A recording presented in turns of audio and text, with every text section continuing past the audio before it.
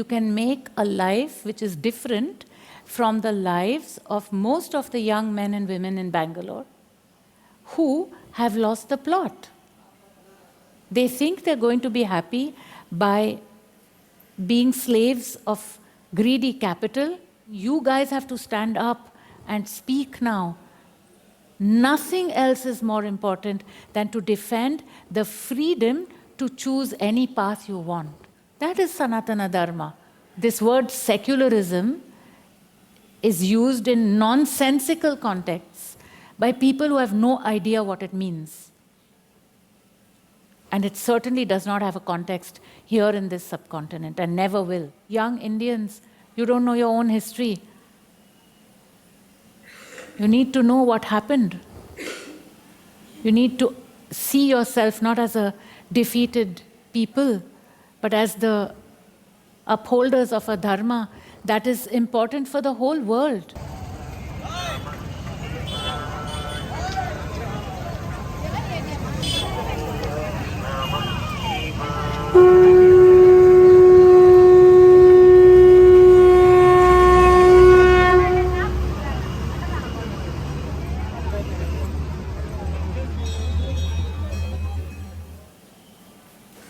Did you have your hand up at the back? I think his hand was up before yours. I will take him and then you can come. And then I will come to you.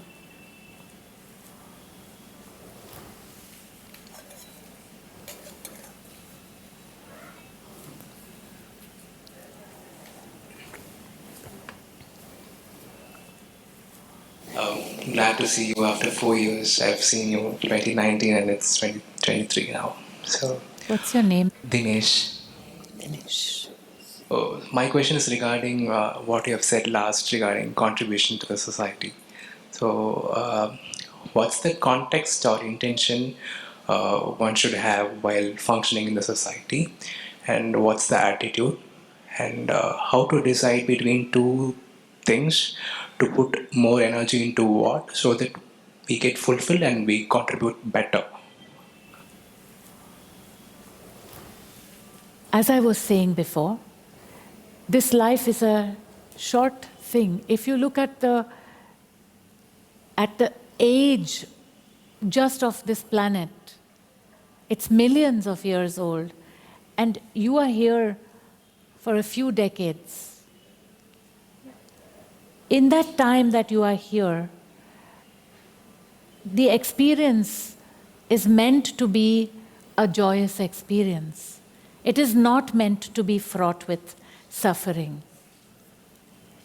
If that experience is meant to be joyous, the first and most important thing is to keep it simple. Keep the ambitions low, because the greater the ambitions, the more the suffering, without an exception. Those people who make it big in life as businessmen or as actors or as whatever, if what they do comes with a lot of ambition, it also comes with a lot of suffering. If what they do is a natural progression of what they are meant to do in this life, there is much, much less suffering. So you, as a young man living here, where do you live? Bangalore. In Bangalore. So many of the young people living in Bangalore are from the IT sector. That's where you're from, right? So that life starts out with engineering college, then you get a great job offer, then already there you start to become a servant of capital, of greedy capital most of the time, not always, rather than a servant of the truth. So how do you bring together this career and this thing called living? If you were to keep it very simple, you would go a bit in the line of your ancestors. What did they do? They grew up, they went to school, or they went to Gurukul, whichever. At one point they got a job. Then they just got married. The parents choose somebody, they got married. They didn't even bother to choose themselves, women or men. Then they had a few children. They did their dharmic duties, and that was what kept them sane and kept them integral, kept them physically strong, physically healthy, and healthy emotionally, healthy conceptually, healthy transformatively. The whole being maintained a sense of dignity and health. And what was it that they did? They had actually a Kula Guru, a Kula Devata. They paid respects to the Kula Guru and the Kula Devata, the family Guru, the family God, because there are that many gods, so they can choose. They also paid their respects to the Grama Guru if they lived in a village, and the Grama Devata. They did service in the temple. It was simple things. They lived the dharmic life. And at one point, if they were spiritually minded, they developed an Ishta Guru and an Ishta Devata. They chose a Guru of their own, maybe not the same as the family Guru. They chose a God that they could relate to. And they proceeded to do seva in those two areas. Self-realization, seva, together with a Guru, an Ishta Guru, and seva in the temple to the gods, so that they were able to project onto that idol what they considered an ideal, and then reflected that upon themselves. Hand in hand, these two things went along, and they lived in a state of quiet. They could do their job in peace, they could do their seva in peace, and they served to uphold Dharma, Sanatana Dharma. And that is how they lived their lives. And one day, the body was dropped. And there was a general state of peace and quiet in that home. The children were raised in a dharmic way. They were taught to bend down and touch the feet of their elders, to touch the feet of the gods, the gurus, and they grew up in that state of surrender. So the problems were less. Life was less of a torture. You, as a young IT guy, what are you doing for Dharma? You're a spiritual seeker. You're sitting over here. That means there is something within you that is searching, right? So you call yourself a seeker. What is your contribution to Dharma? Today, you know Sanatana Dharma is endangered in this subcontinent. You're aware of that. It is endangered by founder religions imported into the subcontinent. You know that at one point, Dharma was practiced from Afghanistan to Pakistan to the Indian subcontinent, what we know now as India, to Bangladesh, to Nepal, to Sri Lanka. Dharma was practiced. It is not practiced anymore in Afghanistan, in Pakistan, in Bangladesh.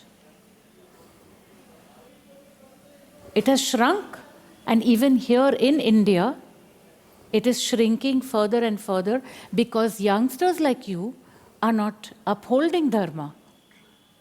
This whole generation has been destroyed by the infiltration of these founder religions and an ancient pagan way of living, which is the last place on earth where it's happening, is being threatened. So you stand up and uphold Dharma. You make your contributions. Go to a guru of your choice and support that institution. Go to the temples, support them. I know that temples are not appealing to a spiritual seeker who's going inward, but a support of a temple is still supporting Dharma. And make your contribution financially. All the other religions, they take zakat, they take monthly tithes and so on. What do the Hindus give? Nothing. In the ancient times, you were supposed to do 1/5 of what you earn, 20%, was supposed to go for Dharma, 1/5 for your parents, 1/5 for your own life, 1/5 for your children, and 1/5 for your savings. That was how it was done. Who does that today?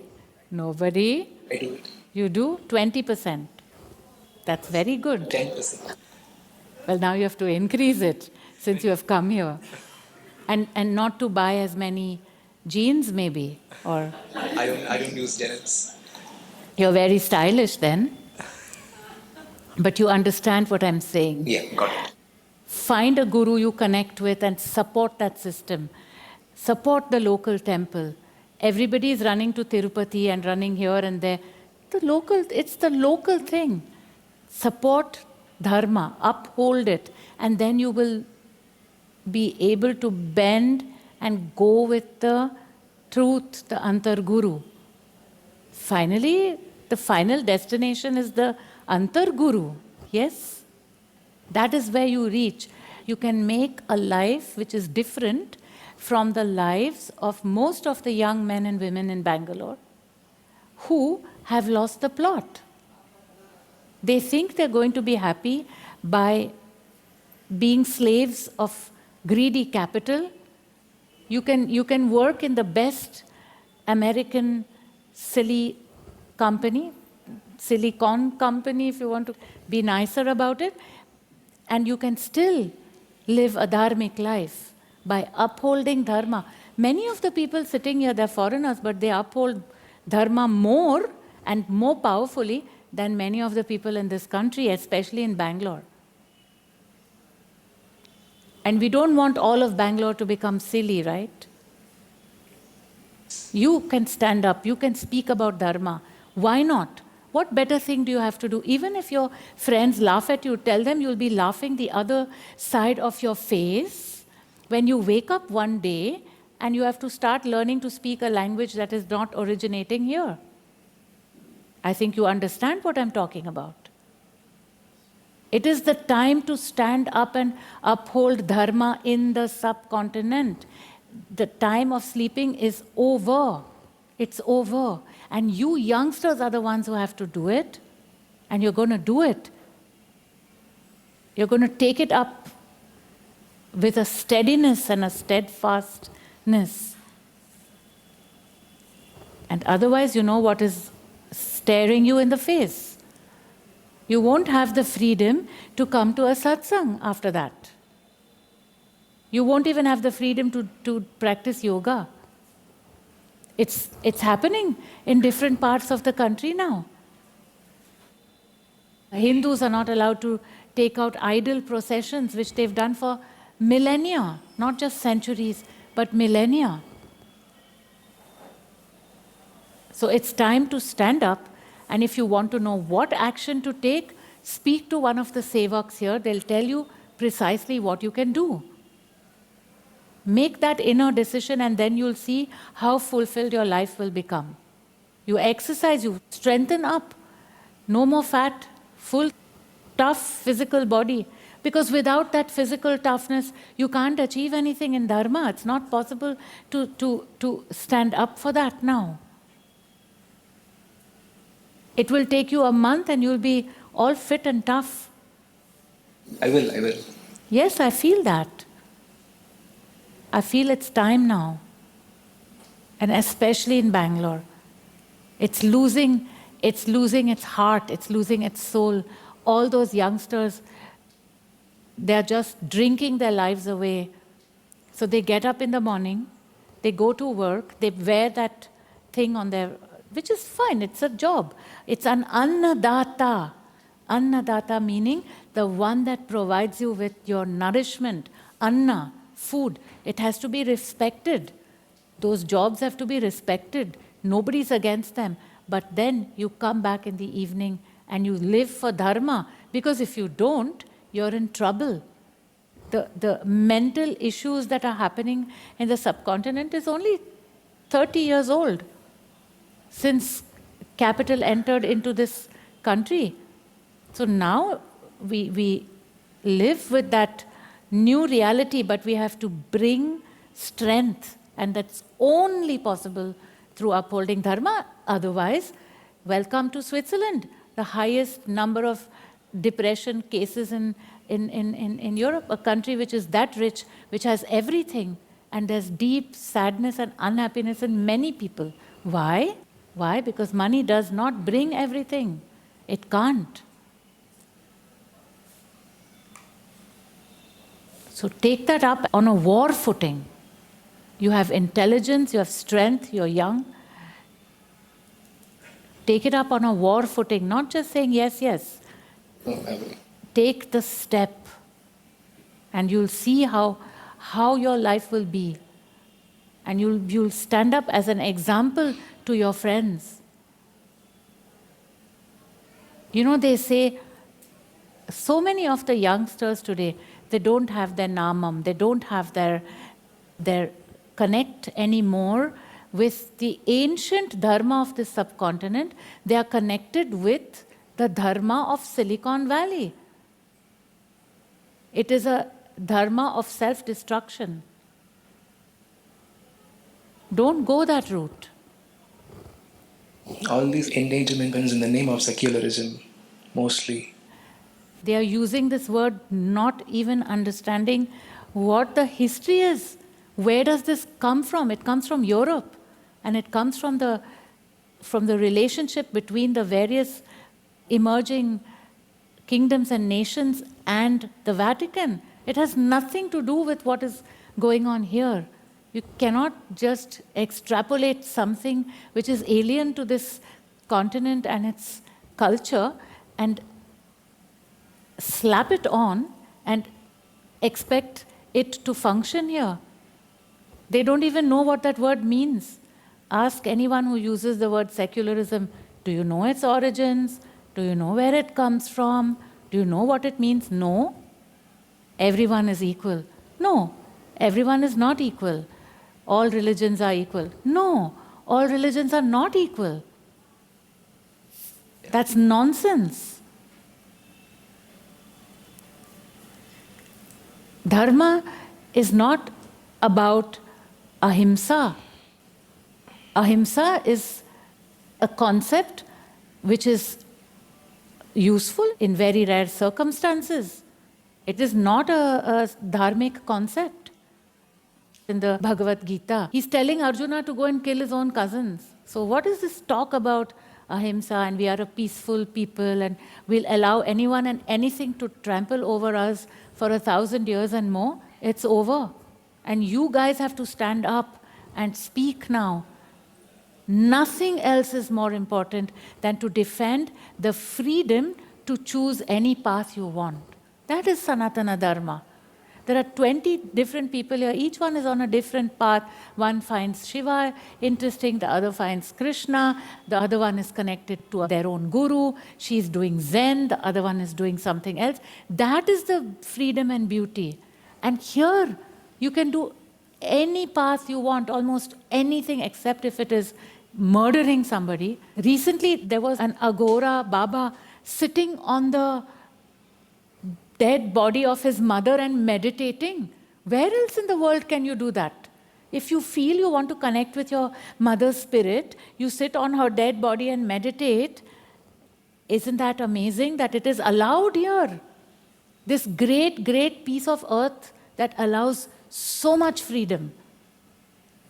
If you guys don't stand up, you won't have the freedom to speak your own mother tongue very soon. At least your grandchildren won't. So this word secularism is used in nonsensical contexts by people who have no idea what it means. And it certainly does not have a context here in this subcontinent and never will. When you say stand up for Dharma, does it mean like we have to defend or sometimes we have to be offensive against other religious or forces which causes threat? Dharmo rakshati rakshita. Defending may mean offending. Defending may even mean attacking. Of course, you can't do something illegal, but when the dharma is under attack, you stand up to protect it with whatever means are required.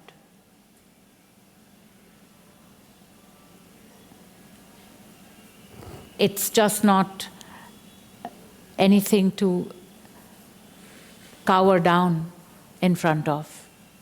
No fear, no fear, no fear.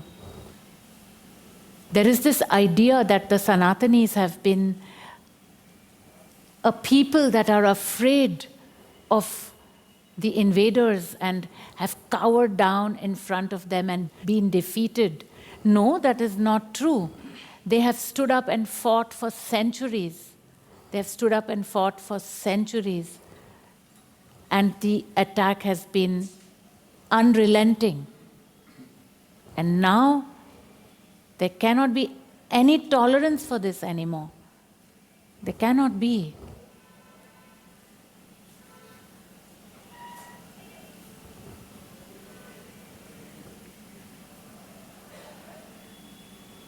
No fear.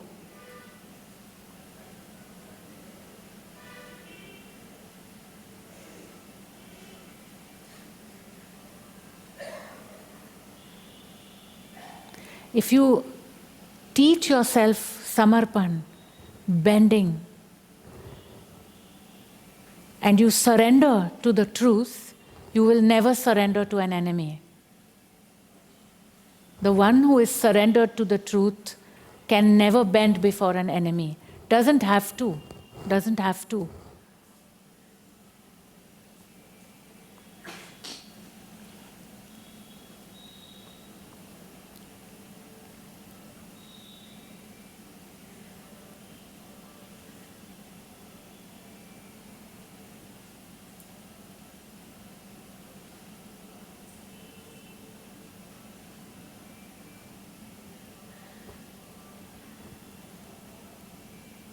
I've said to many of the people sitting here and many of the satsangs before, stand up and protect Sanatana Dharma.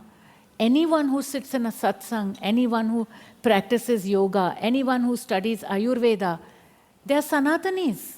They have to protect the Dharma in whatever way possible.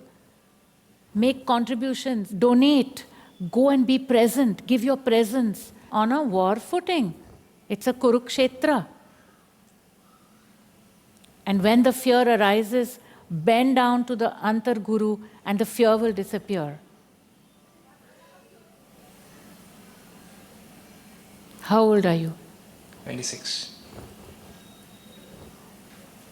Fitness. Talk to people. Read up. Learn your history. Most people don't know the history of this subcontinent. You young Indians, you don't know your own history. You need to know what happened. You need to see yourself not as a defeated people, but as the upholders of a dharma that is important for the whole world. Each and every person sitting here who has come from another country, they are here because they receive something which they can't receive anywhere else. It warms their heart to be in the land of Sanatana Dharma, and it is up to you to stand up and protect it. Keep fitness, physical fitness, emotional strength, conceptual clarity.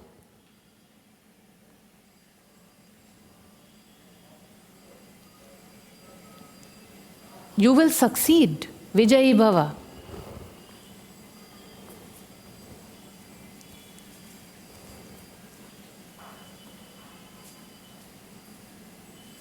And next time when you get up and move around that chair, it won't be shaken because you'll be aware and conscious about where you begin and where you end.